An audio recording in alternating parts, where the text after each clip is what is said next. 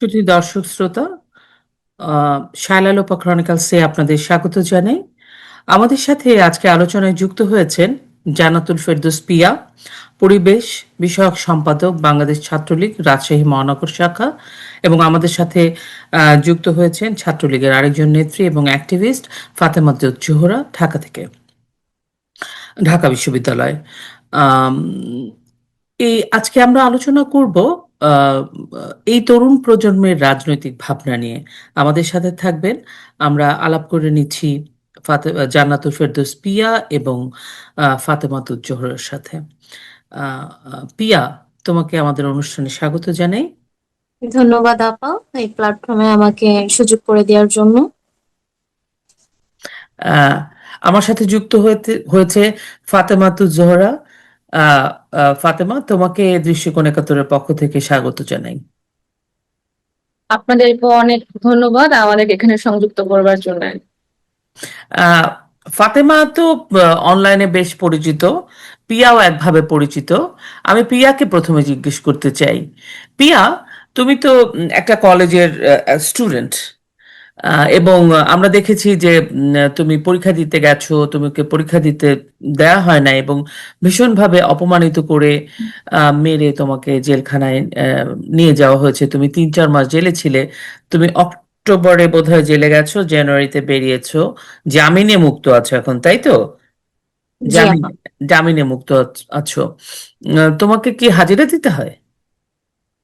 হ্যাঁ আপা, প্রত্যেক মাসেই 2বার করে হাজিরা দিতে হয়, কারণ যে 2টি মামলা আমাকে দেয়া হয়েছে, 2টি মামলায় হচ্ছে ভিত্তিহীন। তারপরও যেহেতু দেয়া হয়েছে, সেই পারপাসে জামিনে থাকা অবস্থা তো আমাকে প্রত্যেক মাসে 2বার করে আর কি হাজিরা দিতে হয়, যেটা আমার জন্য খুব কষ্টদায়ক। প্রত্যেক মাসে তোমাকে 2বার হাজিরা দিতে হয়। আমি আমি দেখেছিলাম, তুমি যখন তোমার ক্লাসরুম থেকে নিয়ে যাওয়া হয় যেভাবে, সেটা সবাই দেখেছে। কিন্তু তোমার এই যে মানে তুমি জেলে গেলে, জেলে থাকলে, তোমার পরিবারের যে একটা পরিবারের যে একটা সেই সময়ের যে টানাপোড়েন স্টিল টুডে, বিকজ একটা জামিন মানে তোমার একজন উকিল আছে, তোমার পিছনে একটা এই পারপাসে একটা এক্সট্রা বাড়তি খরচ। সেই সময়টা তোমার পরিবার এই পুরো বিষয়টা কিভাবে বহন করেছে? অর্থনৈতিক, মানসিক, সামাজিক চাপ, এটা তুমি আমাকে একটু বলবে, তারপর আমরা অন্য প্রসঙ্গে যাব। আসলে আমার ফ্যামিলি বা আমারও কোনো ধারণা ছিল না যে এইভাবে আমাকে মব করা হবে বা আমি মবের শিকার হব। কারণ হচ্ছে আমি আমার জীবনে কখনো মানুষের উপকার ছাড়া অপকার করিনি। আমার যত বন্ধু বান্ধব ছিল, ক্লাসমেট ছিল বা স্কুলের যাদেরকে চিনতাম, আমি সব সময় সবাইকে সাহায্য, যেভাবে তারা বলছে যে আমার এটা দরকার বা আমাকে, আমি পরীক্ষা দিতে পারছি না, আমাকে একটু হেল্প করো টাকা পয়সা দিয়ে পরীক্ষা দিতে, বা হচ্ছে আমার ফ্যামিলির অবস্থা ভালো না, বা আমার হলে একটা সিট করে দাও। তো সব বিষয়ে সব দিক দিয়ে সাহায্য করেছি। তো আমি কখনোই এটা ভাবিনি যে আমার উপরে এভাবে মব করা হবে। তো তারপরেও যখন বিষয়টা হয়, আমার স্টুডেন্ট মানে আমার ক্লাসমেট যারা ছিল সবাই আমার পক্ষে ছিল। তারা অনেক প্রতিবাদ করার চেষ্টা করছে, কিন্তু বিশাল আকারে 100-200 মানুষ হওয়ার জন্য আসলে তারা কিছুই করতে পারেনি আমার জন্য।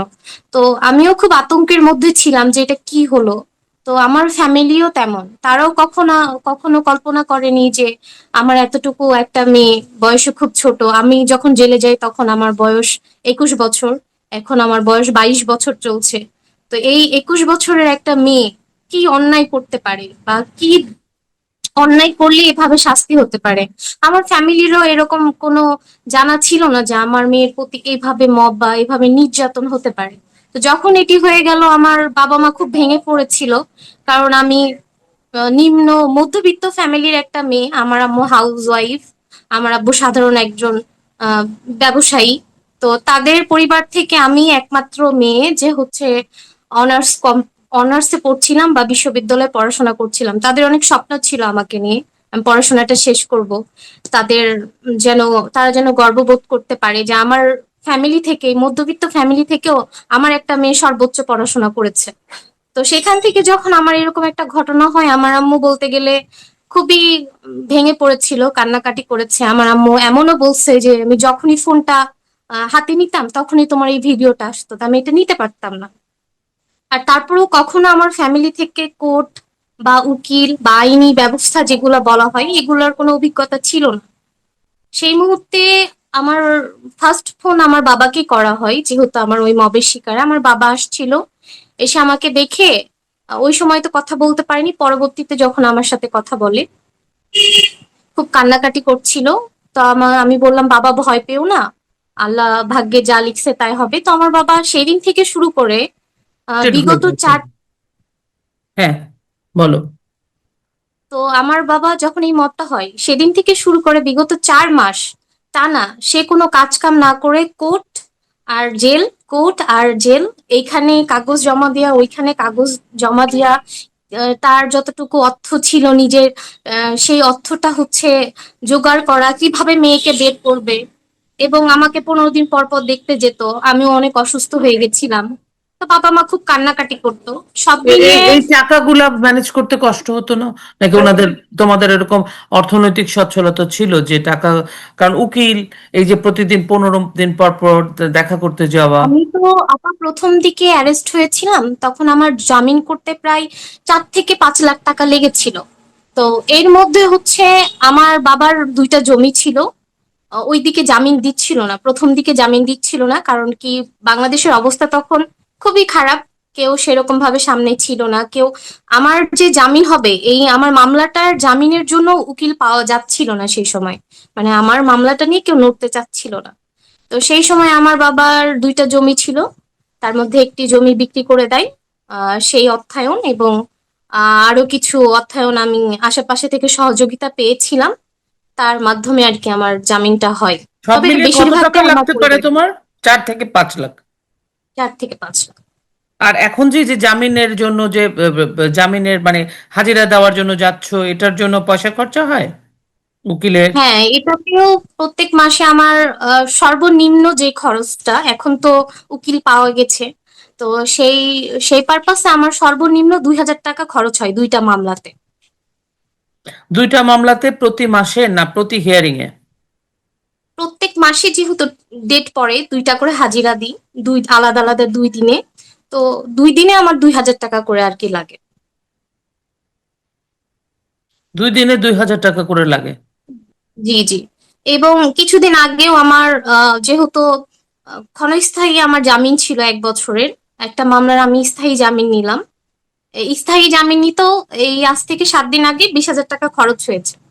এখনো একটা মামলার স্থায়ী জামিন পাইনি, একটার হয়েছে স্থায়ী জামিন আর এখন একটার হয়নি। তার মানে 5 লাখ টাকা, মানে 6 লাখ টাকার মতো ধাক্কা অলরেডি তোমাদের চলছে, আরো বেশিও হতে পারে, তাই তো? আচ্ছা। জি জি জি। আমি তোমার পড়াশোনার বিষয়গুলো আসবো, আমি জাস্ট জানতে চাইছিলাম যে জেলের ভিতরে তোমাদের সাথে কেমন ট্রিটমেন্ট দেওয়া হতো, কারণ তখন তো একদম প্রথম প্রথম ছিল তুমি। কি করা হতো? জেলের মধ্যে আহ, উম, যে আমাদের জেলের মধ্যে একটাই রুম ছিল, রুমটা বেশ বড়। সেই রুমে হচ্ছে 150 থেকে 60 জন মেয়ে আমরা থাকতাম। বলতে গেলে একটা ফ্লোর বেড করে, তো ফ্লোরের মধ্যে 3 বিদ্যা জায়গার মধ্যে এক একটা বেড, মানে 3 বিদ্যা জায়গার মধ্যে আপনাকে ঘুমাতে হবে। তো প্রথমে যে এই সিচুয়েশন দেখে নিজেকে সামলাইতে খুব কষ্ট হয়েছে। পরবর্তীতে জেলে যেগুলো জেল মহিলা পুলিশ ছিল তারা কেউ আমার সাথে যোগাযোগ করতো না, মানে ভয়ে যোগাযোগ করতো না। এবং আমাকে এমনও বলা হয়েছিল যে তুমি কি মামলাতে আসছো এটা যেন ভিতরে যেয়ে বলবা না, ঠিক আছে?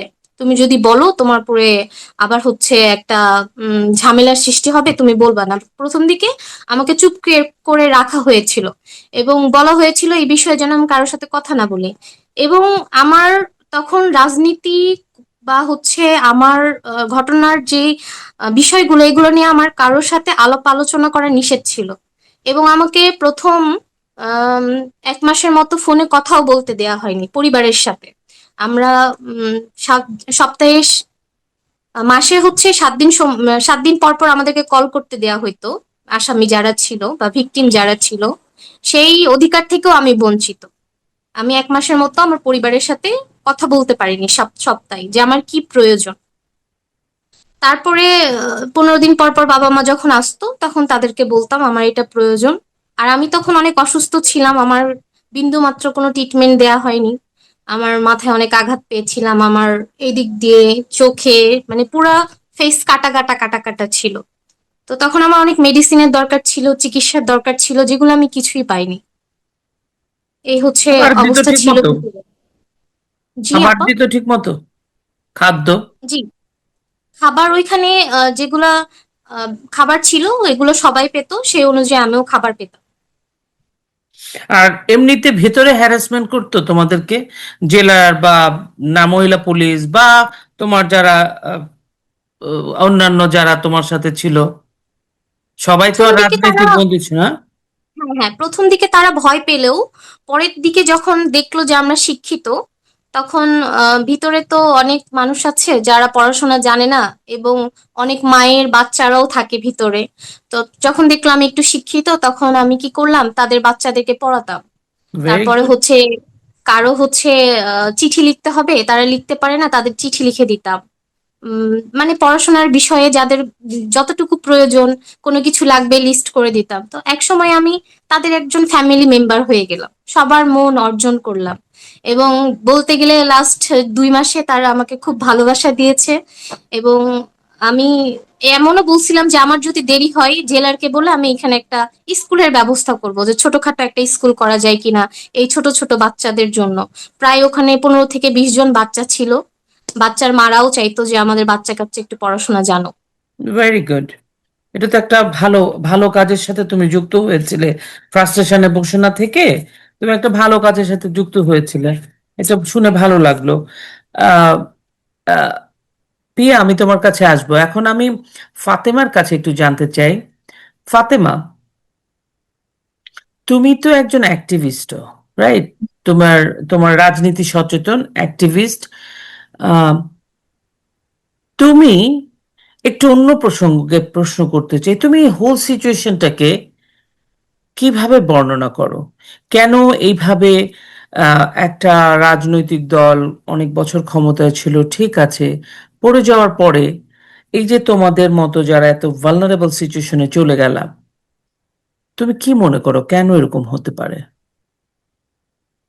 তোমার মাঝে মাঝে মানুষ হয় না চিন্তা করা, মাঝে মাঝে তোমার পোস্ট গুলো পড়ি, সেজন্যই তোমাকে জিজ্ঞেস করলাম, তোমার কি মনে হয় এই সিচুয়েশনটা কেন এরকম হলো? অন্যরকমও তো হতে পারতো। আপনার প্রশ্নটার উত্তর আসলে অনেকভাবেই দেওয়া যায়। ব্যক্তিগতভাবে যদি আমার জায়গা থেকে বলি, আপা আসলে আমার যেটা মনে হয়, আমরা একটা আহ যদি নিজেদের একটা গাছের মতো চিন্তা করি, যে লাইক আমরা একটা গাছ, এবং আমাদের সেই গাছের গোড়াতে হচ্ছে অনেক দিন জল দেওয়া হয় নাই। এবং আবহাওয়ার সাথে সাথে হয়তো যখন শীতকাল ছিল তখন হচ্ছে আহ আহ, শিশিরে ভিজেছে, যখন বর্ষা হয়েছে তখন বর্ষার জল পড়েছে। কিন্তু যখন আসলে গ্রীষ্ম আসে, যখন আসলে খরা আসে, তখন গাছটা আস্তে আস্তে শুকায়। এবং একটা সময় এতটাই নির্জীব হয়ে গিয়েছিল যে শুধু বাহিরের ছাল বাকলটা ছিল, ভিতরটা খোলস হয়ে গেছে। অর্থাৎ আমাদের এখানে দুটো মুভমেন্ট খুব ইম্পর্ট্যান্ট ছিল। একটা হচ্ছে বাংলাদেশের জনগণের সঙ্গে, আর একটা হচ্ছে আমার নিজের দলের তৃণমূলের সঙ্গে। দুইটা জায়গায় হচ্ছে আমাদের আসলে অনেক বেশি লেকিং ছিল। আর তার থেকেও বড় কথা হচ্ছে, আমাদেরকে নিয়ে যে ষড়যন্ত্রটি ছিল, এটা কিন্তু 2024-এর না, 2018 থেকেই তারা এই চেষ্টা করে আসছে। 2018 নির্বাচন থেকে তারা চেষ্টা করে আসছে কিভাবে শেখ হাসিনার রেজিমকে চেঞ্জ করা যায়। নট অনলি আওয়ামী লীগ, শেখ হাসিনাকে কিভাবে চেঞ্জ করা যায়, দ্যাটস দ্য মেইন রিজন।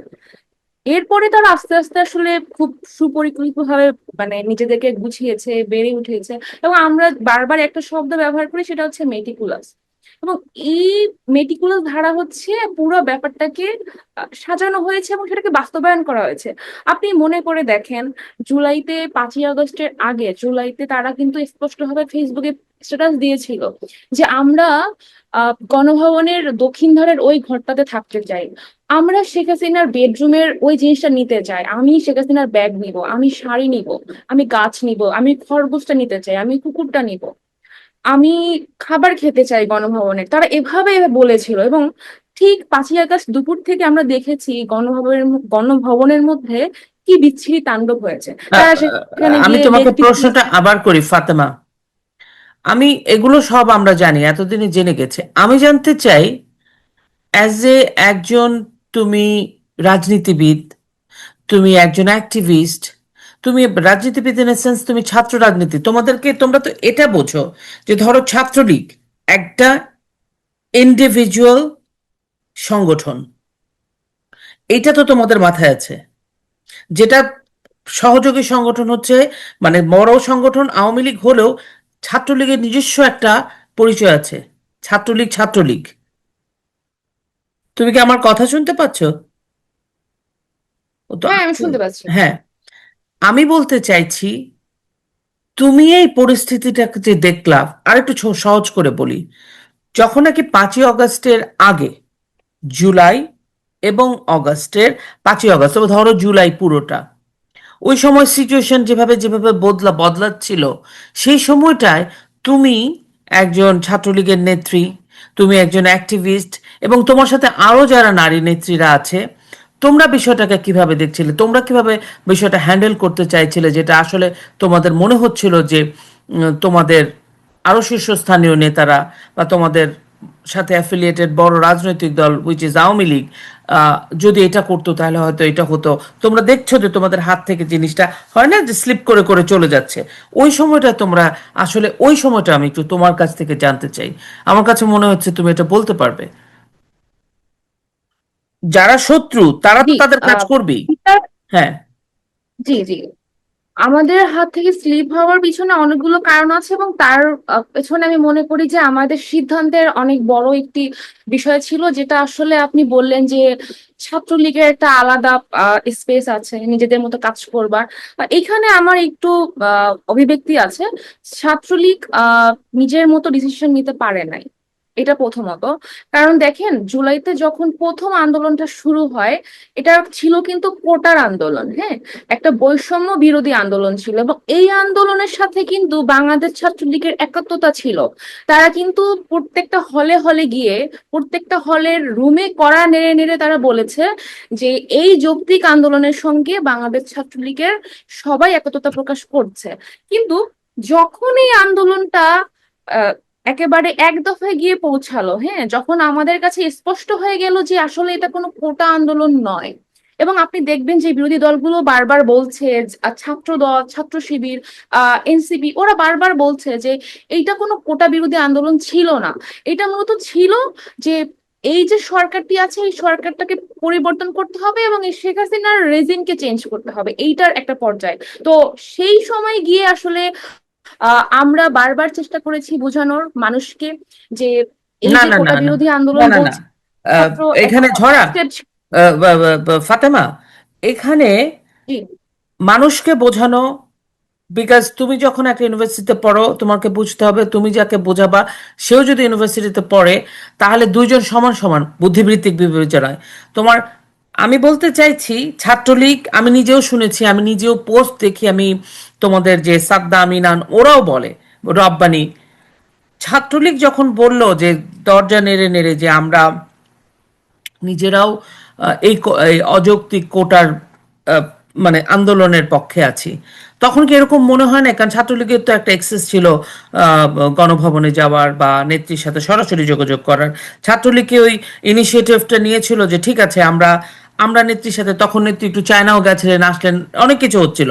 কিন্তু এটা কোনো ইনিশিয়েটিভের কথা তোমরা শুনেছো যে তোমাদের নেতারা যারা ছাত্রলীগের, তারা বলেছে ওকে ফাইন, আমরা আপার সাথে যে কথা বলবো বা আমরা আমাদের নেত্রীর সাথে যে কথা বলবো, প্রাইম মিনিস্টারের সাথে যে কথা বলবো, এটা যৌক্তিক দাবি, আমরা ছাত্রলীগের ছেলেপেলেরা বা ছাত্রলীগের নেতাকর্মীরা মনে করি যে এই দাবিটা মেনে নেওয়া উচিত। এরকম কি কোনো ইনিশিয়েটিভ ছাত্রলীগ নিয়েছিল বা নেওয়ার মতো পরিবেশ পরিস্থিতি তোমাদের গত 15 বছরে আদৌ ছিল? বা সভাপতির কাছে না এরকম গেলেও আপু, সাধারণ সম্পাদক? এরকম আন্দোলন এর আগেও হয়েছে। আমরা দেখেছি নিরাপদ সড়ক আন্দোলন, আমরা এই কোটা আন্দোলন দেখেছি 2018 সালে। আমরা হুম। দেখেছি যে পুরো বিষয়টাকে আহ ছাত্রলীগের সভাপতি সেক্রেটারি খুব ভালোভাবে আসলে অনুধাবন করেছে, এবং সবসময় বরাবরই এই সকল আন্দোলনকে তারা মিটিয়েছে। কিন্তু এই শেষবারের মতো 2024-এ এসে যে আপনি যে প্রশ্নটি করলেন, এটার একটা সুস্পষ্ট ব্যাখ্যা বা উত্তর এই মুহূর্তে আমি দিতে পারছি না। এবং তার থেকে বড় কথা হচ্ছে এই উত্তর আসলে বাংলাদেশ ছাত্রলীগের সভাপতি এবং সাধারণ সম্পাদকের থেকে আসলেই পরে মনে হয় ভালো হয় আমার বলার থেকে। অনেক ভালো বলেছো, হুইচ ইজ ট্রু। আমি তোমার কাছে জানতে চাইছিলাম তোমরা কি এরকম কিছু, কারণ তুমি যখন এই যে তোমাকে তোমাকে এবং পিয়াকে পরিচয় করে দিলাম, তোমরা ভবিষ্যতে, আমি বিশ্বাস করি, এটা আমি অনেস্টলি বিশ্বাস করি যে ইন ফিউচারে তোমরাই একটা শক- শক্তিশালী এক একজন নেতা হবা, এটা আমি মনে করি, এটা আমি ট্রুলি বিশ্বাস করি। সেই জন্য সেটা সবচেয়ে বড় ব্যাপার হতেছে বুদ্ধি, বিচক্ষণতা, রাইট টাইমে রাইট ডিসিশন, এবং তোমার নিজের ডিসিশনটা তোমার নেতাকে জানানো। যে আমি মনে করছি সাজেশন দেওয়া অপরাধের কিছু নয়, সাজেশন দিতেই হবে, আদারওয়াইজ জানবে কিভাবে মানুষ? একজন নেতা তো সব জায়গায় যেয়ে যেয়ে জানতে পারবে না, তাই না? সেটাই আমি তোমার কাছে জানতে চাইছিলাম যে তোমরা, কারণ আমি যখন 5ই আগস্টের পরে দেখলাম একটা মেয়েকে বেঁধে রেখে ছাত্রলীগের, এবং ছাত্রলীগের ঢাকা ইউনিভার্সিটির হলগুলোতে ভয়াবহ অবস্থা করেছিল ছাত্রলীগের মহিলারা মহিলাদেরকে, মেয়েরা মেয়েদেরকে, এটাও তো একটা পরিস্থিতি ছিল। আমি তো গত 15 বছরে আমি ছাত্রলীগকে এরকম সিচুয়েশন করতে দেখিনি, এবং ছাত্রলীগের বিরুদ্ধে প্রোপাগ্যান্ডা সবসময় ছিল।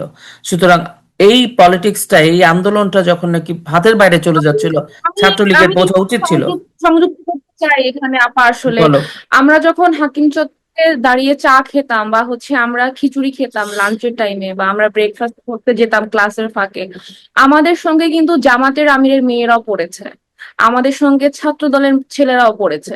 আমরা কখনো এই বিভাজন আনিনি যে আমি ছাত্রলীগ করি মানে ক্যাম্পাসে শুধু আমিই থাকবো, ওই মেয়েটি থাকতে পারবে না। আমি কিন্তু তাকে জামাতের আমি হিসেবে ট্রিট করিনি, আমি তাকে ট্রিট করেছি সে আমার বিশ্ববিদ্যালয়েরই একজন শিক্ষার্থী, আমার ব্যাচমেট।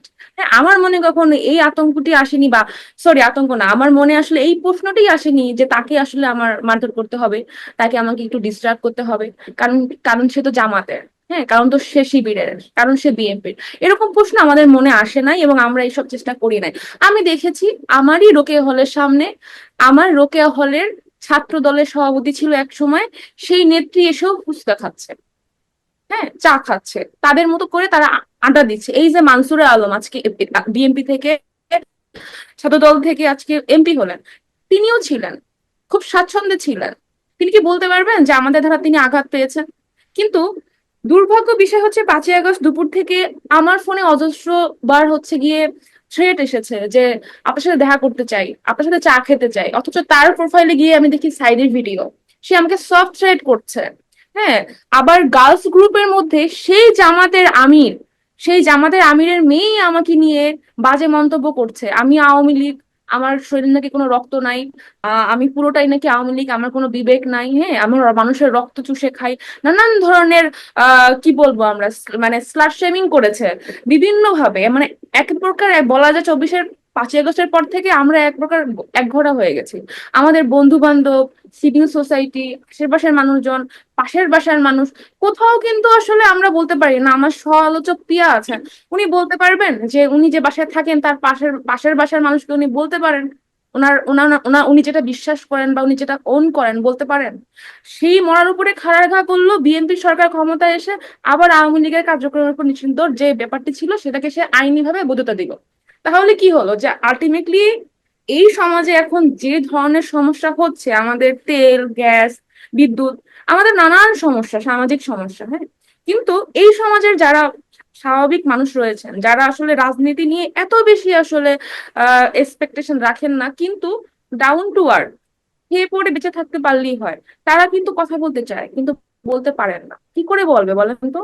সব জায়গা থেকে তো আমাদেরকে এইভাবে প্রেশারাইজ করা হয়েছে, সেই 24শে জুলাই থেকে শুরু হয়েছে যে আমরা ছাত্রলীগ আওয়ামী লীগ আমাদেরকে কোণঠাসা করতে হবে, ধ্বংস করতে হবে।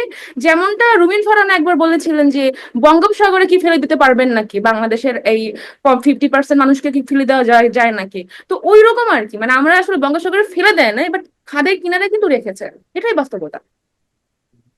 উম আসবো তোমার কাছে, ফাতেমা। আচ্ছা পিয়া, ফাতেমা খুব সুন্দর করে, আহ, মানে সুন্দর মানে কষ্টদায়ক, কিন্তু কিভাবে একজন একটা, মানে একটা সার্টেন গ্রুপ, বাংলাদেশের একটা বিশাল জনগোষ্ঠীকে, জনগোষ্ঠীর মানবাধিকার লঙ্ঘন হচ্ছে সেটা তুলে ধরা হলো, যে এক প্রকার একঘরাই করে ফেলা হয়েছে। তুমি তো একজন ছাত্র, সেও ছাত্র। তোমার এই যে পুরা 5ই আগস্টের পরে তুমি বলছো যে আপু আমি আর আমার বাড়িতে থাকি না, অন্য জায়গায় থাকি, তোমার পড়াশোনার কি অবস্থা? তোমার যে ছাত্রলীগ শুধু না, তোমার যারা বন্ধু বান্ধব আছে তাদের পড়াশোনাটা আসলে কিরকম চলছে? ছাত্রলীগের তো ছাত্র তো অনেকের বাতিল হয়ে গেছে, কিভাবে চলছে পড়া? 5ই আগস্টের পরে আমাদেরকে, আমরা যারা ছাত্রলীগ করেছি বা আমাদের সাথে যারা আমার বন্ধু বান্ধব বা আমার সহযোদ্ধারা ছিল, তাদেরকে এক প্রকার ট্যাগ দেওয়া হয়েছে ছাত্রলীগ। মানে হুম। ছাত্রলীগ মানে হচ্ছে সন্ত্রাসী। ছাত্রলীগ মানে হচ্ছে তাদের কাছে হচ্ছে কি বলবো, একটা ভয়ের জিনিস। ছাত্রলীগ মানে হচ্ছে জঙ্গি। এগুলা তারা প্রকাশ করতে চাচ্ছে, কিন্তু আসলে তো এমন না।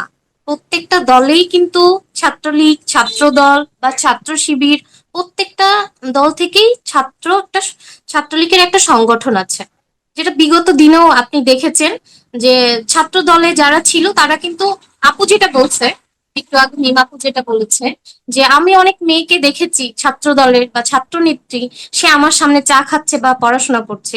এই প্রসঙ্গে আমিও একটু বলতে চাই, আমাদের ক্যাম্পাসেও কিন্তু আমরা যখন পড়াশোনা করেছি অনেক বিএনপি নেত্রী নেতা ছাত্র দলে তারা পড়াশোনা করতো, এবং তাদের সাথে আমাদের খুব ভালো সম্পর্ক ছিল। আমরা কখনোই ভাবিনি যে তারা ছাত্রদল করে মানে তাদেরকে পড়াশোনা করতে দেওয়া যাবে না, তারা ছাত্রদল করে মানে তাদেরকে ক্যাম্পাসে রাখা যাবে না, তারা ছাত্রদল করা মানে তাদেরকে হচ্ছে হোস্টেলে রাখা যাবে না। আমরা এরকম কখনোই ভাবিনি। আমরা কিন্তু সবার সাথে সুআচরণ করেই তাদের পড়াশোনাটা চালিয়ে গেছে এবং আমাদের সাহায্য নিয়েই তারা চলেছে।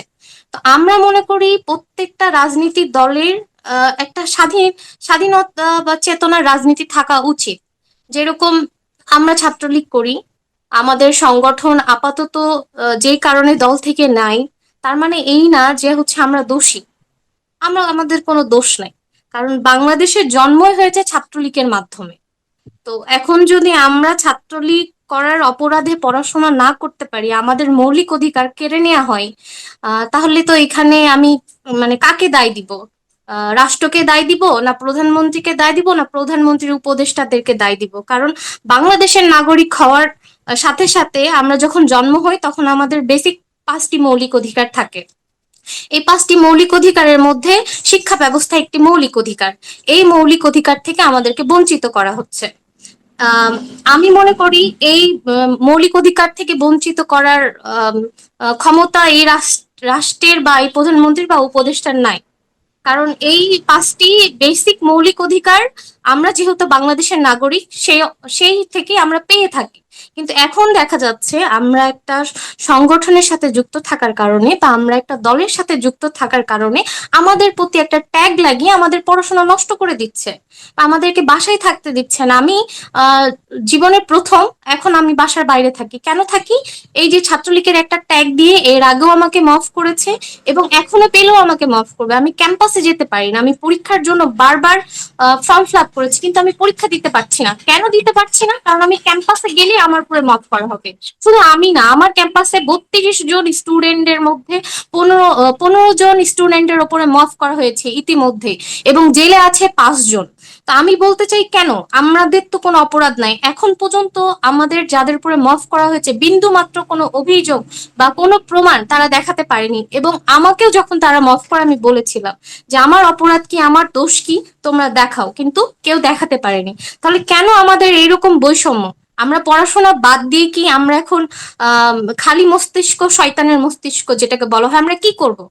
এই রাষ্ট্রের কাছে আমাদের প্রশ্ন, আমরা যে লক্ষ লক্ষ স্টুডেন্ট ভাই বোনদের পড়াশোনা করতে না দেওয়া হয়েছে, শুধু আমার ক্যাম্পাসে না, ঢাকা বিশ্ববিদ্যালয়, জাহাঙ্গীরনগর বিশ্ববিদ্যালয়, আম, ঢাকা কলেজ, রাজশাহী বিশ্ববিদ্যালয়, রাজশাহী কলেজ, সিটি কলেজ, এই যে লাখ লাখ 64টা জেলার যে লাখ লাখ আমাদের শিক্ষার্থী ভাই বোনেরা, এরা কি করবে এখন? পড়াশোনা ছাড়া আমরা কি করতে পারি? আমরা পড়াশোনা ছাড়া কি হচ্ছে জঙ্গি হব? আপনারা কি তাই চাচ্ছেন যে আমরা দেশের জন্য অন্যভাবে নিজেকে প্রেজেন্ট করি? আপনারা দল মতের পরিবর্তন হতেই পারে, দল মতের পরিবর্তন হতেই পারে, কিন্তু আমি মনে করি যে একটা দল, একটা দল যখন পরিবর্তন হবে আরেকটি দলের আহ, যারা সমর্থক আছে বা নেতা কর্মী আছে তাদের উপরে খুব নমনীয় ভাবে তাদের সাথে আচরণ করা বা তাদেরকে সুযোগ দেওয়া যে তারাও যেন পড়াশোনা করে।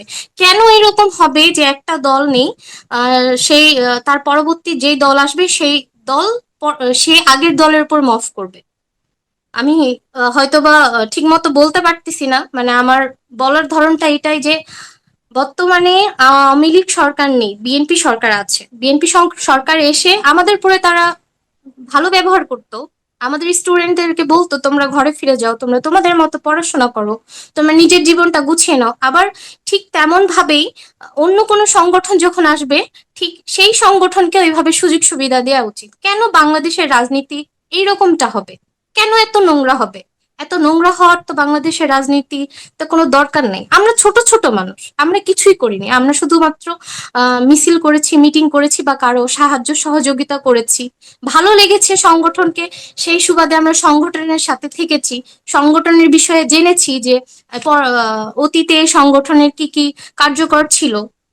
বাংলাদেশের সর্বপ্রথম সংগঠন বাংলাদেশ ছাত্রলীগ, বাংলাদেশের ছাত্রলীগের অবদান অনেক বেশি, এটি জানার পর আমার ভালো লাগা সৃষ্টি হয়েছে এবং আমাদের ভালো লাগা সৃষ্টি হয়েছে। সেখান থেকে আমরা কোনো আহ, অন্যায় করিনি, কোনো আহ, খারাপ কিছু করিনি যে আমাদের উপরে এইভাবে মাফ করা হবে এবং আমাদের থেকে পড়াশোনা বা আমাদের এই যে বাসস্থানটাও কেড়ে নিচ্ছে। শিক্ষার সাথে সাথে আমাদের বাসস্থানও এখন নাই বলতে গেলে। আমরা দুইটা মৌলিক অধিকার থেকে বঞ্চিত। এবং এত লাখো লাখো স্টুডেন্ট ঘর ছাড়া বাড়ি ছাড়া, তাদের থাকতেও খুব কষ্ট হচ্ছে ইদানিং, তাদের খাবার দাবারও অনেক কষ্ট হচ্ছে।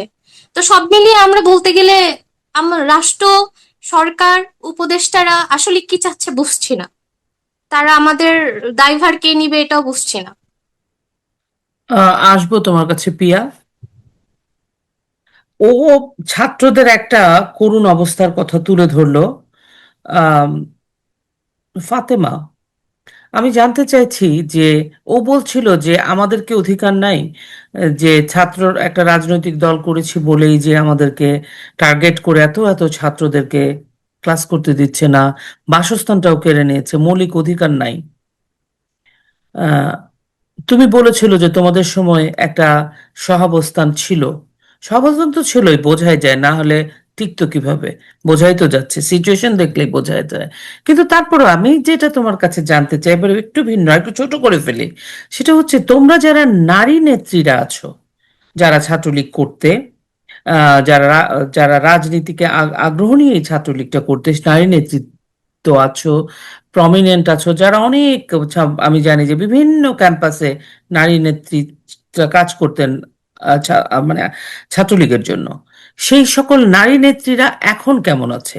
তোমাদের নিজেদের মধ্যে যোগাযোগ হয়, নাকি সবাই ভয় আছে, নাকি সবাই এখন মনে মনে রিগ্রেট করছে আমরা কেন রাজনীতি করছি, রাজনীতি বিমুখ হয়ে গেছে, এরকম কি দেখো? নাকি তোমরা সবাই আবার একত্রিত হচ্ছ? কি কিরকম অবস্থা? না, এখানে আসলে কয়েক ধরনের সিনারিও আছে। প্রথম সিনারিওটা হচ্ছে 5ই আগস্ট পরবর্তী সময়ে যারা আহ রাজপথে নামতে চেয়েছে, মিছিল করেছে দুই একটা, তাদেরকে গ্রেপ্তার করা হয়েছে। তাদের মধ্যে একজন অন্যতম হচ্ছে বেনজির হোসেন নিশি আপু, এখনো তিনি জেলে। ইডেন কলেজের রিবা আপু, তিনি এখনো জেলে। খাদিজা উর্মি আপু, তিনি এখনো জেলে। আমি যাদের কথা বলছি তারা একেবারে কেন্দ্রীয় জায়গায় রয়েছে, ছাত্রলীগের সর্বোচ্চ জায়গায় রয়েছে, তারা এখনো জেলে। এরকম আরো অনেক নেতৃত্ব আছে ছাত্রলীগের, যারা জেলে এবং যারা পিয়ার মতো জেল থেকে বের হয়েছে, জামিনে আছে, এরকম অনেকে আছে। আর কিছু সংখ্যক নারী নেতৃত্ব রয়েছে যাদের সঙ্গে আমাদের যোগাযোগ হয়, যারা কৌশল অবলম্বন করেন, এখন পর্যন্ত গ্রেপ্তার এড়িয়ে চলতে পেরেছেন, কাজ করছেন, সংগঠিত হওয়ার চেষ্টা করছেন, সংগঠিত হই আমরা। আর কিছু শ্রেণী আছে যারা আসলে আওয়ামী লীগ সরকার ক্ষমতায় ছিল, ছাত্রলীগের যেহেতু অঙ্গ সংগঠন, এক ধরনের পাওয়ার ছিল, এক ধরনের মেটাফোর কাজ করতো। হ্যাঁ, কারণ মানুষ তো আসলে স্বভাবগত এরকম যে ক্ষমতার আশেপাশে থাকতে খুব ভালোবাসে। তো ওই থেকেই হয়তো ছাত্রলীগে তারা এসেছে এবং তাদেরকে আমরা দেখতে পেয়েছি গত 20 মাসে একেবারেই ডিএক্টিভেটেড। তারা সোশ্যাল মিডিয়াতেও নাই, তারা অনলাইনেও নাই, অফলাইনেও নাই, তারা কোথাওই নাই। আমাদের সঙ্গে তাদের যোগাযোগ নাই। পিয়াও বলতে পারবে, পিয়ার ক্যাম্পাস একটা বলতে পারবে। আমি ঢাকা বিশ্ববিদ্যালয়ের প্রশ্ন তুললে বলতে পারবো, আমি অনেককে এখন দেখছি না। আবার অনেকেই আসলে ক্যারিয়ারকে গুছিয়ে তাদের মতো করে তাদের জায়গা আলাদা করে নিয়েছেন, তারা ব্যক্তি জীবন নিয়ে ব্যস্ত আছে। সেটা মানে এভাবে আছেন, মানে কয়েক ভাগে ভাগ হয়েছে। তবে আমি মনে করি যে এই দৃশ্যপটের মধ্যে আসলে দুই শ্রেণীর মানুষ আসলে খুব প্রমিনেন্ট, যারা আসলে এখন জেলে আছেন এবং যারা জেল থেকে বের হয়ে পিয়ার মতো আসলে এভাবে লাইভে এসে কথা বলছেন, যারা এখনো আসলে আদর্শের জোরেই টিকে আছেন। তাদের কাছে আসলে ক্ষমতায় থাকা এবং না থাকা কোনো বিষয় নয়, তাদের কাছে আসলে আদর্শই মূল বিষয়। এবং আমি বলবো এটা এক ধরনের পাগলামি। এবং আপনি খুব ভালো করে জানবেন যে এই পৃথিবীর সৃষ্টি লগ্ন থেকে যত কিছুই আসলে আবিষ্কার হয়েছে, উদ্ভাবন হয়েছে, পরিবর্তন ঘটেছে, কিছু সংখ্যক পাগলের হাত ধরে। খুব হিসাব নিকাশ করে, ব্যালেন্স করে, ক্যালকুলেটর টিপে কিন্তু কেউ কোনো অর্জন করতে পারেন নাই। সবার মধ্যে একটা পাগলামি ছিল। এবং আমি মনে করি যে এই যে আমাদের সামনে পিয়া আছেন আজকে, পিয়া যা করছে না এটা এক ধরনের পাগলামি। কিন্তু এই পাগলামি হচ্ছে বাংলাদেশকে জিতিয়ে দেওয়ার পাগলামি। এই পাগলামি হচ্ছে বাংলাদেশকে আরো 100 বছর সামনে এগিয়ে দেওয়ার, যেমনটা শেখ হাসিনা ভাবতেন। আমরা এখন দেখি না যে যে প্রকল্পগুলোর কথা বলা হতো, যে এগুলো নিছক টাকা শুধু মেরে খাওয়ার জন্য, আওয়ামী লীগের নেতা কর্মীরা লুটপাট করার জন্য আসলে সব প্রজেক্ট নিয়ে আসছে। এই মেগা প্রজেক্ট আসলে কি দরকার? আমরা এখন দেখছি এই অসময়ে ভারত থেকে তেল নিয়ে আসা হচ্ছে। কিভাবে আসছে? এই পাইপলাইন দিয়ে না বাংলাদেশ থেকে গ্যাস চলে যাচ্ছিল? এই প্রোপাগান্ডা তো হয়েছিল। কিন্তু আমাদের আসলে দুর্ভাগ্যের বিষয় কি জানেন আপা, আমরা এই প্রোপাগান্ডা গুলো আসলে ভাঙতে পারি নাই। আমরা এখন যেভাবে অনলাইনে নেগেটিভ গুলো ভাঙি, যেভাবে অ্যাক্টিভলি হচ্ছে প্রত্যেকটা অপবাদের মিথ্যা কথার উত্তর দেই, স্পেশালি ইতিহাসের বিকৃতি হলে সেগুলো নিয়ে আমরা আসলে অনেক বেশি সোচ্চার থাকি, ওদেরকে জিততে দেই না। আপনি দেখেন এখন পর্যন্ত ওরা একটা মিথ্যা কথা বলে আসলে টিকে থাকতে পারছে অনলাইনে? পারে নাই। আমরা কিন্তু এইভাবে পারি নাই। এই আমাদের না পারার জায়গাটাকে কিন্তু 2024 সালের জুলাই আগস্টে তারা গ্রহণ করছে, এবং এইটারই সুবিধা নিয়ে তারা মনে করেন যে যে মহিলা দুপুরে ভাত খাওয়ার পরে ভাত ঘুম দেয় তাকেও বলছে আপনি রাস্তায় নামেন। আপনি এইখানে আমার রাস্তায় একটা নামেন, প্রশ্ন আপনার আছে ফাতেমা, এখানে আমার একটা প্রশ্ন আছে মিম। সেটা হচ্ছে, তোমরা কি এটা মানে তোমরা কি এটা বুঝতে মানে জানো যে এই যে দুটো বিষয় আমার কাছে খুব মানে খুব রহস্যময় লাগে। যখন নাকি ওই যে লাল প্রোফাইল করে ফেললো সবাই, রাষ্ট্রীয় শোক ঘোষণা হলো, লাল প্রোফাইল করে ফেললো, এটা একটা বিষয়। আর এই যে একটা মিছিল হলো, তুমি কে আমি কে, রাজাকার রাজাকার, তারপরে তো আবার বললো কে বলেছে স্বৈরাচার, এটা নাকি তারাও বলেছে, আমি শুনি নাই। পরে এটাকে আবার সংযোজন করা হয়েছে। ওই সময়টাতে কারা লাল করলো, কিভাবে লাল হয়ে গেল, এটা কি তুমি আমাকে এক্সপ্লেইন করতে পারবা? তোমার মনে আছে? বাংলাদেশের রাজনীতিতে ট্যাগিং একটা খুব ইম্পর্টেন্ট। যেমনটা মনে করেন যে আহ, এখানে না দুই শ্রেণীর লোক আছে। এক শ্রেণী হচ্ছে খুবই কট্টরপন্থী, মানে তিনি যেটা ভাবছেন বুঝছেন তার বাইরে পৃথিবীতে আর কোনো কিছু এক্সিস্ট করে বলে সে মনে করেন না। আরেক শ্রেণী হচ্ছেন যে সত্য এবং ন্যায়ের পক্ষে থাকবে, সেটা আমার দলের বিপক্ষেও চলে যেতে পারে। কারণ একটা দল, এত হাজার হাজার লক্ষ লক্ষ কর্মী, সব সময় তো সবকিছু আমার পক্ষে হবে না, কিছু কিছু তো আমার বিপক্ষে যাবে। এবং এই ভাঙাচোরা আপ এন্ড ডাউন এগুলো নিয়েই তো আমাকে চলতে হবে, এবং আমাকে মেনে নিতে হবে এই বাস্তবতা। আমাকে তো এডমিট করতে হবে যে আমি আসলে এই পয়েন্টটাতে এসে এই ভুলটা করেছি, ফার্দার আমি করতে চাই না। এই ধরনের মনোভাব তো আমার থাকতে হবে। এবং আমি যদি এটা না মনে করি, এটা না মনে করা হচ্ছে আমি হয়তো ঈশ্বর হয়ে গেছি, অথবা আমি হচ্ছে ঋষি দেবতা, ওই পর্যায়ে চলে গেছি যাদের ভুল আমরা ধরি না। আমি কি বুদ্ধের ভুল ধরতে পারবো? আমি কি প্রফেটের ভুল ধরতে পারবো? আমি কি আল্লাহর ভুল ধরি বা কোনো দেবী দেবতার ভুল ধরি? পারি না তো। তো আমরা তো মানুষ, খুবই নগণ্য। পান থেকে চুন খসলেই সবকিছু এলোমেলো হয়ে যায়। সেই জায়গা থেকে যদি আমি বলি যে আপনি যে যে জায়গাটিতে প্রশ্ন করলেন, হ্যাঁ আমাদের অনেক অপারগতা তো ছিল। আমরা আসলে উন্নয়নমূলক কাজ করতে গিয়ে বেসিক যে জায়গাটা ভুলে গিয়েছিলাম সেটা হচ্ছে, আপনি পদ্মা সেতু করলেন, আপনার পদ্মা সেতুর নাট বল্টু হচ্ছে খুলে নিচ্ছে আপনারই জনগণ, এবং সেইটা পাহারা দিচ্ছে আবার আর্মিকে দিয়ে। হ্যাঁ, আর্মি আবার সেই সেতু পাহারা দিচ্ছে। অর্থাৎ আপনি তো এমনি রাষ্ট্রীয় খরচে একটা সেতু করলেন এবং সেইটা পাহারা দিতেও আপনাকে একটা বাহিনী ব্যবহার করতে হচ্ছে। অর্থাৎ আপনার এখানে একটা জিনিস স্পষ্ট, সেটা হচ্ছে আপনার এই উন্নয়নমূলক প্রকল্পকে গ্রহণ করবার জন্য আপনার জনগণ তৈরি না, মানসিকভাবে প্রস্তুত না। তো যেহেতু আপনার জনগণ মানসিকভাবে প্রস্তুত না, সেখানে আপনাকে এক্সট্রা পাওয়ার ইউজ করতে হচ্ছে সব সময়। তো আপনি যত ভালো কিছুই করেন না কেন, দিন শেষে সেটার রেজাল্ট আসলে জিরো আসে। কারণ আমি আসলে বুঝি বিদ্যুতের মানে কি। কারণ হচ্ছে আমার বেড়ে ওঠা চরে, আমি আসলে হেরিকেনের আলো থেকেই পড়েছি, আমি কুপি জ্বালিয়েই পড়েছি সন্ধ্যাবেলা। এরপরে আমার জীবনে আসলো চার্জার লাইট, জেনারেটর, সেটা সন্ধ্যা 6টা থেকে 10টা পর্যন্ত থাকতো। এই সময়ের মধ্যে পড়তাম, তারপরে খেয়ে দিয়ে ঘুমিয়ে যেতাম। এই জীবন কিন্তু আমি পার করে এসেছি। তো আমার গ্রামে যখন বিদ্যুৎ আসলো, যখন আসলে এই প্রজেক্টটা চালু করা হলো যে বাংলাদেশের কোথাও বিদ্যুৎহীনতা থাকবে না, 100% বিদ্যুৎ নিশ্চিত করবে আওয়ামী লীগ সরকার, তখন গিয়ে আমার ওই চরে বিদ্যুৎ গেছে, এর আগে কিন্তু যায় নাই। তো আমার কাছে যখন আমি গ্রামের বাড়িতে যাই, আমি বিদ্যুৎ দেখি, আমার বাসায় ওয়াইফাই লাইন দেখি, আমি অবাক হয়ে তাকাই থাকি, আমার খুব বিস্ময় লাগে, খুব আমি অদ্ভুত আমি লাগে। আমি এটা কি সম্ভব? ফাতেমা, আমি এটাও কি বুঝতে সম্ভব? আমাকে একটু শেষ করতে দেন। এটাও কি সম্ভব? তখন আমার যে কৃতজ্ঞতা বোধ আসে এবং আমার মধ্যে যে নমনীয়তা আসে, এটা শুধু আমি আওয়ামী লীগ করি, আওয়ামী লীগকে ভালোবাসি বলে না, এটা একজন সাধারণ নাগরিক হিসেবেই আসে। এই অনুভূতি আমি বিশ্বাস করি আমার এলাকার সকল মানুষের মধ্যেই আসে। এতটুকু কৃতজ্ঞতা বোধ বাংলাদেশের জনগণের আছে, এই সহমর্মিতা। কিন্তু আপনি তো এইটা ফিল দেন নাই। এই যে এখন যে লোডশেডিং হচ্ছে, গত 17 বছরে কিন্তু আমরা এটা টের পাই নাই। এই যে আমরা যে টের পাই নাই, আমাদের তো আসলে টেকেন ফর গ্রান্টেড হয়ে গিয়েছিলাম যে এটা তো আমাদের পাওয়ারই কথা ছিল, এটা তো আমাদেরই, এটা তো আমারই। হ্যাঁ, এরকম হয়ে গেছিল বিষয়টা। তো ওই জায়গা থেকে আমাদের তো অনেক বেশি যেটা প্রচার করা দরকার ছিল, আমাদের প্রত্যেকটা ন্যারেটিভ এস্টাবলিশ করা উচিত ছিল, ওদের প্রোপাগান্ডাকে ভেঙে যেটা সত্য সেইটাকে আসলে এস্টাবলিশ করা উচিত, যেটা এখন আমরা আসলে করতেছি সেই জায়গাগুলোতে আসলে আমরা কাজ করি নাই।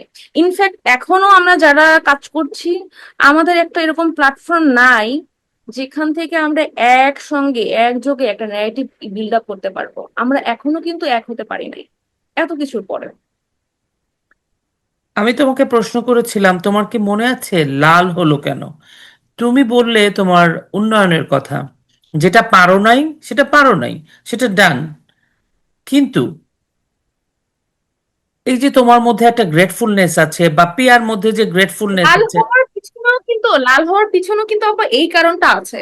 কেন আছে? এই যে আমি বললাম, আপনি তো ওই অনুভূতি দেন নাই। যারা লাল হয়েছে, আপনার কি মনে হয় যে তারা আসলে সবাই বুঝে লাল হয়েছে? তারা সবাই এক্স্যাক্টলি। বুঝে লাল হয়। হ্যাঁ, না আমি একটা তোমাকে একটা একটা ট্রেন্ড চালু হয়েছিল তখন, যে আহ, এটা এটা কি, এটা এক ধরনের কুলনেস। হ্যাঁ, এটা ইটস লাইক কুল, মানে জেনজি তো ফ্যাশন। খুবই নিজে cool মনে করে, ইটস লাইক ফ্যান্সি সামথিং। হ্যাঁ, যে আমি লাল হইলাম মানে আমি একটা পার্ট হয়ে গেলাম। হ্যাঁ, we are like another universe, আমাদের জন্য একটা আলাদা পৃথিবী হয়েছে, ব্যাপারটা এরকম ছিল কিছুটা।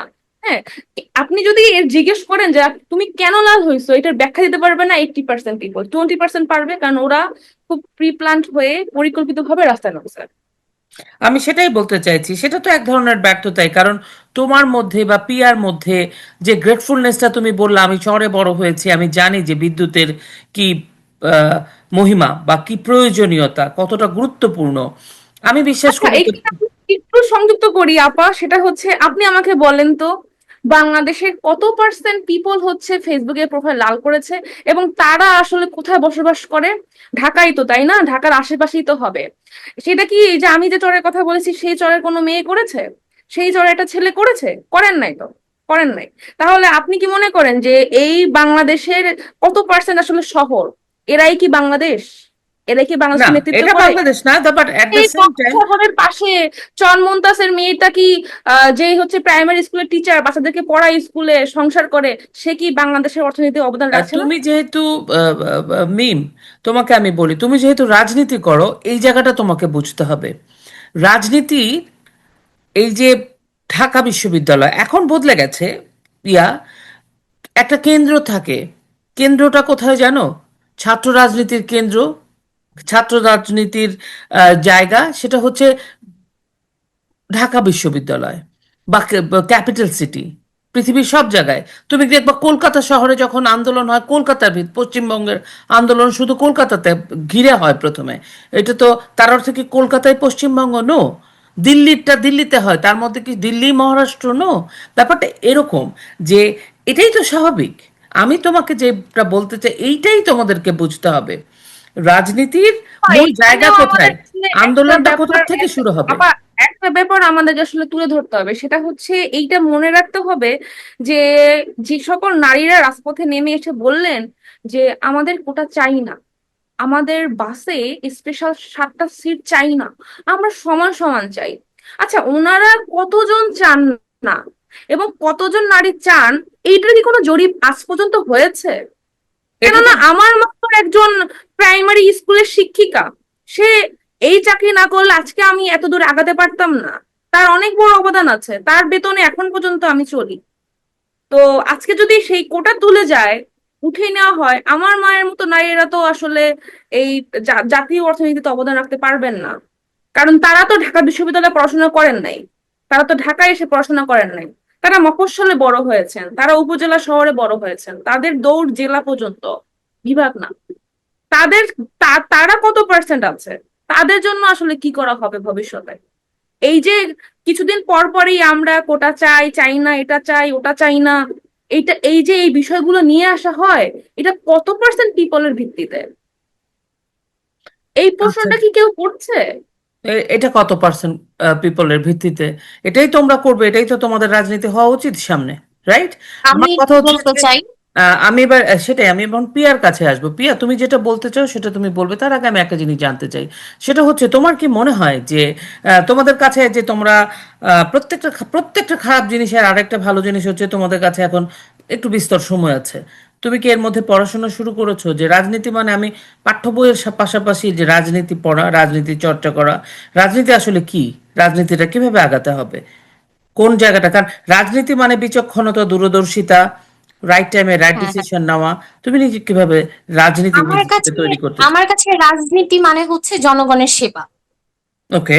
আমার কাছে রাজনীতি মানে হচ্ছে জনগণের সেবা। আমি ওকে। যদি আমার আশেপাশে আমার পরিবেশের মানুষজনকে ভালো রাখতে পারি, আমার নিজের মধ্যেও একটা ভালো কাজ এটা হিসেবে আসে, এবং ওকে। আমি মনে করি সেই সংগঠন থেকে তাদেরও একটা পজিটিভনেস আসে যে না, মেয়েটা এই সংগঠন থেকে ভালো কাজ করছে।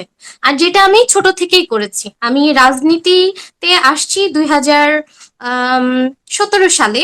তার আগে আমি বিভিন্ন ফাউন্ডেশনের সাথে জড়িত ছিলাম, যেরকম শীতে শীত বস্ত্র দেয়া, তারপর পথ শিশুদের জন্য কাজ করা। তো এই মানবিক কাজ করতে করতেই কিন্তু আমার এই ছাত্র সংগঠনের সাথে জড়িত হওয়া। কেন জড়িত হওয়া? আমি দেখেছি যে ছাত্র সংগঠনের আহ, ভাইরা, ছাত্রলীগের ভাইরা সাধারণ মানুষের জন্য কাজ করছে। এই যে করোনা মহামারীতে আমি দেখলাম আমার ছাত্রলীগের ভাইরা নিজের জীবনের পরোয়া না করে এই যত মানুষ আক্রান্ত হয়েছে তাদেরকে হসপিটালে নিয়ে যাওয়া, কার বাসায় খাবার নেই তার বাসায় খাবার পৌঁছে দেওয়া, এবং সাথে আমিও ছিলাম। আবার দেখলাম রমজান মাসে যারা রোডে ঘাটে ঘুমায় তাদের সেহরি থেকে শুরু করে ইফতার দিয়ে, আমি তো তখন ছোট মানুষ, আমি দেখছি যে ছাত্রলীগের ভাই বোনেরা ভালো কাজ করছে। তাদের এই ভালো কাজ দেখে আমি কিন্তু এই সংগঠনের সাথে জড়িত হয়েছি। আমার এই রাজনীতি মানে হচ্ছে জনগণের সেবা, জনগণের ভালো করা এবং জনগণের পাশে থাকা। আমি এটাই মনে করি। আর আপা, আমি আরেকটা কথা বলতে চাই যে লাল কেন হইলো হুম। এইখানে। এটা বলো। 5ই আগস্টের আগে আমরা যে 16ই জুলাই যে ছাত্র আন্দোলনটা শুরু হইলো, সরি দুঃখিত, 16ই জুলাইয়ের আগে শুরু হয়েছে ছোট হুম। পরিসরে। তখন কিন্তু তারা এই আন্দোলন বলেছিল যে আমরা কোটা আন্দোলনের দাবিতে নেমেছি, এবং আমাদের ছাত্রলীগের ভাই বোনদের সাথে তারা পরামর্শ করে নেমেছে যে আমরা সরকারের বিরুদ্ধে কোনো কথা বলবো না, আমরা আমাদের ন্যায্য দাবি চাই, সেই দাবির প্রেক্ষিতে আমরা এই আন্দোলন নিয়ে বসেছি। এখন এই আন্দোলনটা হয়ে গেল আস্তে আস্তে কি নাটকীয়, ড্রামা। আমাদেরকে মাননীয় প্রধানমন্ত্রী তো একদম পুরাপুরি নিষেধাজ্ঞা দিয়ে রেখেছিল যে আমরা যেন কোনোভাবে ছাত্রদের উপরে কখনো হামলা বা অন্যায় বা অত্যাচার না করি, যেটা আমরা নিজেরাও করতাম না। তো 16ই জুলাই উম, বৃহৎ পরিসরে আমার রাজশাহীতে একটা ছাত্র আন্দোলনের মিছিল বের হয়। তো তখন আমরাও কিন্তু ছাত্রলীগের ভাই বোনেরা প্রায় 200 থেকে 300 জন আমরা আছি। কিন্তু আমরা চাইছি যে ঠিক আছে, তারা তাদের ন্যায্য দাবি আন্দোলন করুক, তাদের সাথে আমরা আছি। তাদের যদি আন্দোলন যৌক্তিক হয়, আমরা তাদের হয়ে কথা বলবো সেন্ট্রাল ছাত্রলীগের সাথে। এই 16 জুলাই কি হলো, তারা যে খুব আজে বাজে ভাবে সরকার মানে মাননীয় প্রধানমন্ত্রী শেখ হাসিনা আপার বিরুদ্ধে কথা বলতে শুরু করলো। তখন আমরা বললাম যে তোমরা আমাদের পারমিশন নিয়ে এই সুন্দর আন্দোলনটাকে কি করতে চাও? তখন তারা আমাদের সাথে কমিউনিকেশন বন্ধ করে দিল এবং তারাই নিজেদের মধ্যে মারামারি করে এক কারা প্রকার কারা আন্দোলনকারীরা? আন্দোলনকারীরা তারাই নিজেদের মধ্যে মানে আন্দোলনকারীরা নিজেদের মধ্যে মারামারি করে দেখা যাচ্ছে যে কারো মাথা ফাটাই দিল, মাথা ফাটাই গেছে।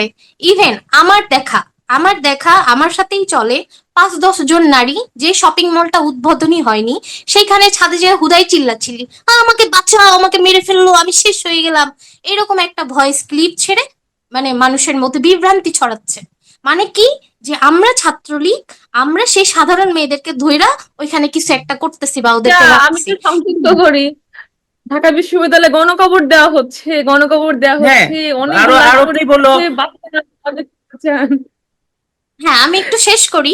তো হচ্ছে হ্যাঁ, এই নাটকীয়তাটা শুরু হইলো। তারপরে কি শুরু হইলো, এই নিজেরা নিজেদের কার্যালয়ে আগুন লাগাই দিতেছে। তারপরে হচ্ছে এই একে ধর ওকে ধর, তাড়াতাড়ি করতেছে। মাঝখানে কি হইতেছে, আমাদের ছাত্রলীগ এই 16 জুলাই, 17 জুলাই, 18 জুলাই আমরা কিছুই জানি না, ওরাই করতেছে, কারণ আমাদের কাছে কোনো নির্দেশনা নাই। আমরা মাঠে নামতে পারবো না, আমরা কিছু করতে পারবো না, কারণ আমাদের হাত বাঁধা। আমাদের সেন্ট্রাল ছাত্রলীগ আমাদেরকে কোনো তখন মাঠে নামার নিষেধ মানে মাঠে নামার জন্য বলে নাই বা আমাদেরকে কিছু করতে বলে নাই। আমরা এখন এই সিচুয়েশনে কি করতে পারি, অপেক্ষা করতে থাকলো। এই অপেক্ষার মধ্যেই তারা প্ল্যান সাজাই ফেললো, এই লাল হওয়া শুরু করলো যে আমাদের যারা যারা অত্যাচারিত হচ্ছে তারা আমাদের এই গ্রুপে অ্যাড হও, যারা সাধারণ স্টুডেন্টদেরকে মেরে ফেলতেছে তোমরা আমাদের সাথে গ্রুপে অ্যাড হও। এটাই স্বাধীনতা, এটাই যুদ্ধ, এটাই সবকিছু। মানে তাদের মাথাতে এমন করে তারা ব্রেনটা ওয়াশ করলো যে আমরা সব হচ্ছে ওই পাক হানাদার রাজাকার বাহিনী এবং তারা হচ্ছে মুক্তিযোদ্ধা, যেটার কোনো ভিত্তিই নাই। আন্দোলনকারীরা এবং সাথে ছিল হচ্ছে আমাদের বিপরীত দলের 2 সংগঠন, যারা সব সময় চাইতো যে আমাদের দলটা যেন কোনোভাবে চলে যায় বা তারা যেন আসতে পারে, তাদের পরামর্শে এটা শুরু হয়। তখন হলো কি, যে আমরা চলো এবার দেখি আমরা কতজন আন্দোলন করছি, এখন যারা যারা আমাদের পক্ষে তারা তারা লাল করো। এদিকে তো ওই যে মেয়েরা নাটকীয় সাজাইছে, ছাত্রী সংস্থার মেয়েরা, অন্যান্য মেয়েরা যারা অন্য দলের সাথে সম্পৃক্ত আছে, মেয়েদেরকে হোস্টেল থেকে বের করে দিচ্ছি। কিন্তু আমার হোস্টেলের একটা সিসিটিভি ফুটেজও মানে দেখাতে পারবে না যে কোনো মেয়েকে, কোনো ছাত্রলীগের মেয়ে বা অন্য কোনো মেয়ে ওই হচ্ছে হোস্টেলে যে কোনো ঝামেলা করছে, কিন্তু হোস্টেল থেকে চিল্লাপাল্লা হচ্ছে এই ছাত্রলীগের ভাইরা আমাদেরকে এটা ধরছে। তো কিন্তু এটা তো প্রোপাগান্ডার একটা ব্যাপার ছিলই। ওই জায়গাটাই আমি আসলে ওকে জিজ্ঞেস করছিলাম যে প্রোপাগান্ডা, মানুষকে সেবা করতে চাওয়াটাই রাজনীতির মূল কারণ হওয়া উচিত এবং মূল বিষয়। But at the same time রাজনীতিতে না দুইটা চোখ থাকতে পারবে না। আমি তো শেষ দিকে চলে আসছি, এই জন্য আমি আমি জি জি একজন সিনিয়র হিসেবে বলতে চাই যে রাজনীতিতে তোমার দুটো চোখ থাকতে পারবে না, তোমার চারটা চোখ থাকতে হবে, পিছে দুটো চোখ থাকতে হবে। জি আপা, জি তুমি আপা। শুধু তো ভালো সে ওই মানুষের ভালো করতে চাইবে, at the hmm, hmm. Same time তোমাকে অসম্ভব তীক্ষ্ণ হতে হবে।